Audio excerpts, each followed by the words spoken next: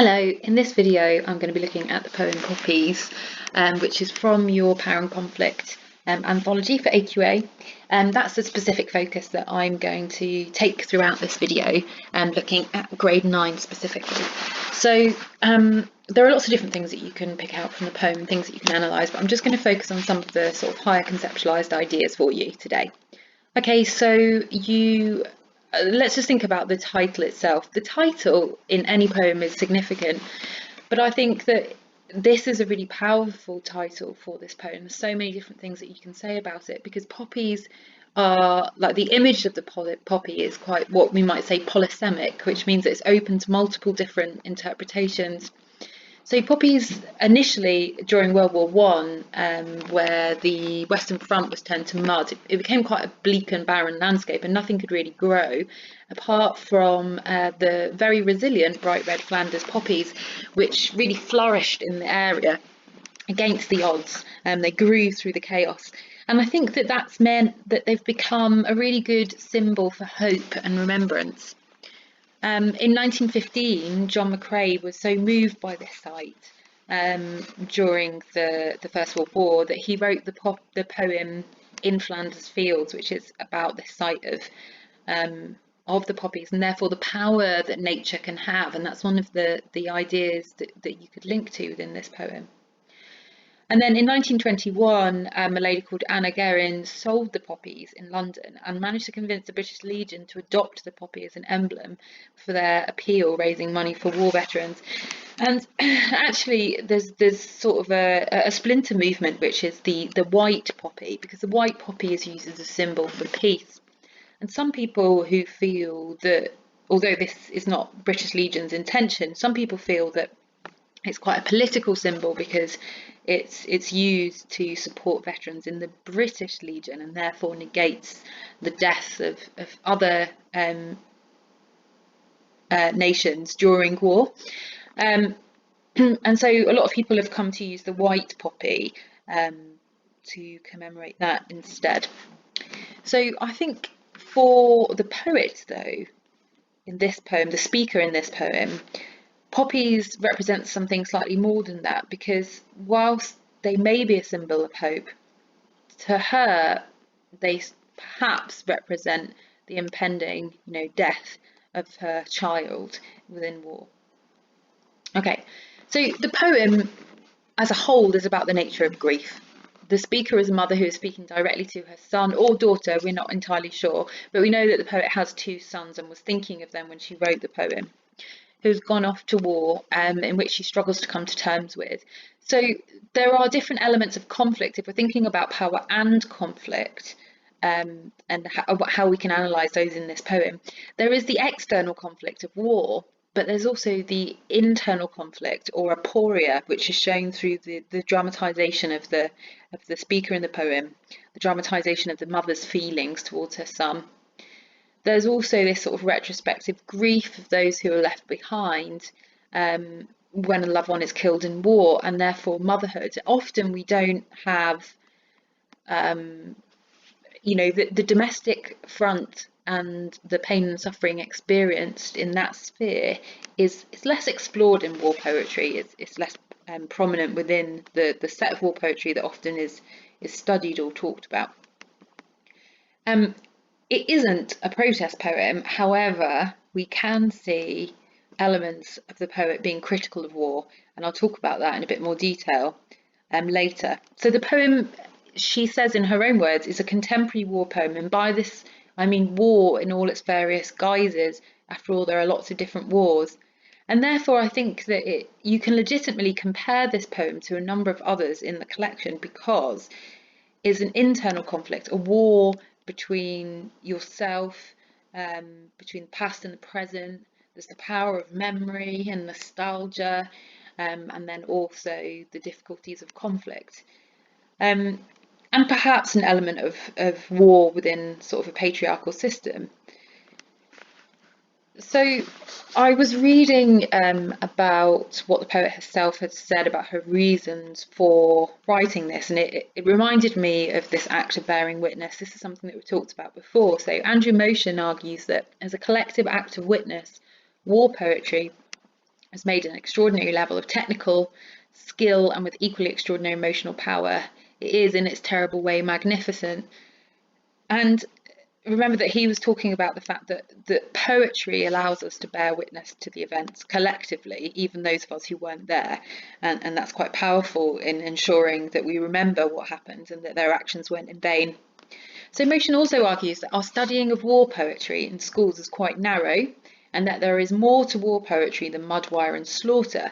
By extending it, we're not only able to make a large literary gain by admiring a much wider range of expertise, the thoughtfulness and compassion, but also to appreciate in even more varied and detailed ways the effects of war. And I was reminded of this when I read that the poet herself said, I wanted to do something about what I was witnessing, the futility of war.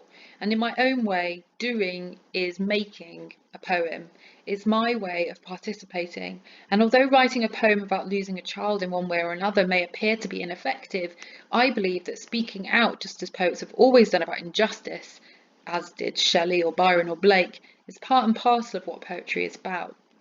And I was reminded, of course, that Shelley had said that poets to him are the unacknowledged legislators of the world, that actually there's a lot of power in poetry, and that by expressing through this artistic medium people's ideas, her ideas here about the futility of war, that you can therefore change the course of history, perhaps, and change people's minds about these events. So for her, the writer's purpose, therefore, is this poem is an act of bearing witness, even if she didn't witness it herself. She witnessed war, or the effects of war, perhaps. She's trying to explore those through a medium that she knows well. So that's because this poem is actually one of the poems commissioned by Carol Ann Duffy when she compiled the anthology Exit Wounds at the beginning of the Iraq Inquiry in July 2009. And the poet said, I wrote the piece from a woman's perspective, which is quite rare, as most poets who write about war have been men. As the mother of 2 teenage boys, I try to put across how I might feel if they were fighting in a war zone. From the overwhelming response I've had since it was published, I hope that I have achieved that. And I think she goes on to say that appropriating and applying the language of the too often condemned domestic front is, I suppose, a political act. So although it's not a protest poem against war, there are certain critical elements. We know that she sees war as futile, and we know that there's sort of a feminist political act there in the sense that she feels that the domestic front is underrepresented within the poetry. And her own personal experiences of having 2 teenage boys. It's important to be clear here that she says how I might feel if they were fighting in a war zone. It's not a direct experience in the same way that exposure is, and that might make quite a nice comparison in terms of analysis, actually, the writer's intentions. But remember that if we look at Roland Barthes and the death of the author, is often about how much we bring to a poem too, and perhaps by creating this perspective it emphasises a sense of pathos for those who die in the war, rather than, as Motion has argued, is too overdone, the focus on the violence and the trauma on the battlefield. So in terms of attitudes, themes and ideas, the poem is, as we've said, about the nature of grief, and I think the structure of the poem itself is particularly interesting. So there's 3 sections to it, really. The son leaving home for school on his own for the first time, the son who was left for war, and the son who has potentially died in war. And there is a shift in tense to emphasise that sense of nostalgia and the pain that her memories can have. So it is as if all these different versions of her son exist together inside her. And when the poem reaches a moment in the present, when it says, and this is where it has led me, she's vulnerable and without protection.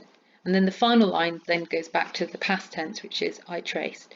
And I think there's a sense of holding memories at arm's length so they don't hurt too much. And this idea of proximity and distance is something that we see in War Photographer. So again, there could be quite an interesting parallel there, or comparison that you could draw if you were looking at the power of memories and the inner conflict that is experienced, or the aporia that is experienced by those not directly involved in war, but witnessing it nonetheless. So I want to just go on to the poem now and just look in a little bit more detail.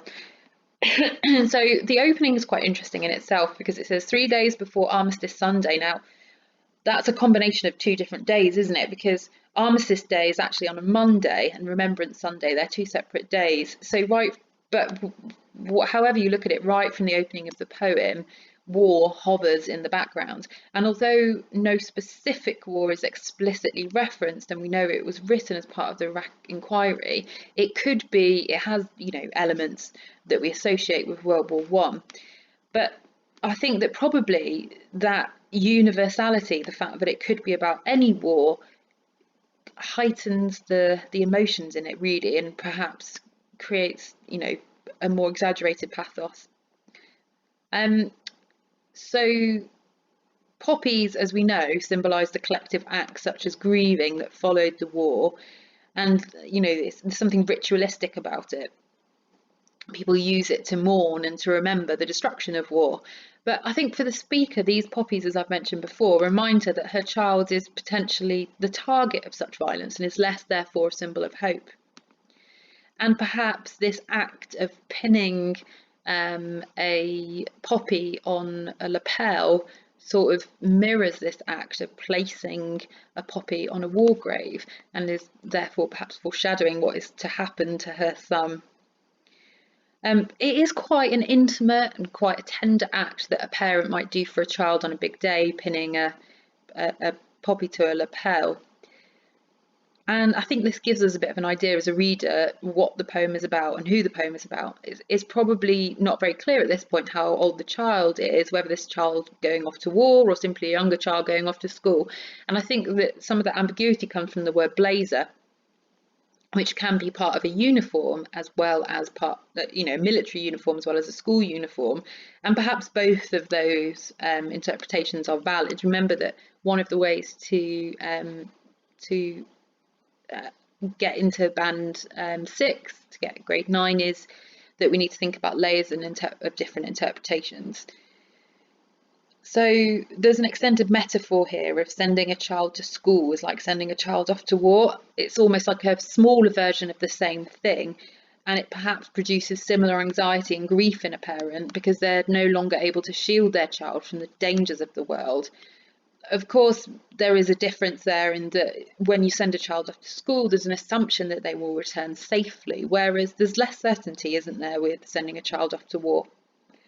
And the speaker also then takes quite an unusual perspective of war. So instead of focusing on the bravery of the soldiers or the glory they win in battle, I think she's also concerned with the grief of those who stay behind. And we can see that in this opening stanza, because the speaker provides a couple of hints. Look at how they describe the paper poppy. So it's a tightly folded paper flower with petals sort of overlapping each other. Potentially something very beautiful, but the speaker describes it as a wound, using a series of metaphors. Its folds are like spasms, and it disrupts a blockade of yellow bias binding. Now, this is probably on a literal level. It goes over the yellow border on the child's blazer, but the word blockade is also a military term, so it often describes a flotilla of ships blocking off an enemy port, so they can't bring supplies or troops in. And I think that this metaphor makes it sound like the paper flower has broken through the lines and maybe causing death and destruction could be one interpretation of that. I think perhaps this is reinforced through the alliterative P sounds or the plosives that you can see running through this stanza, such as poppies placed and pins. I think it links the ideas together and it links together that idea of placing a poppy on a lapel being similar to placing a poppy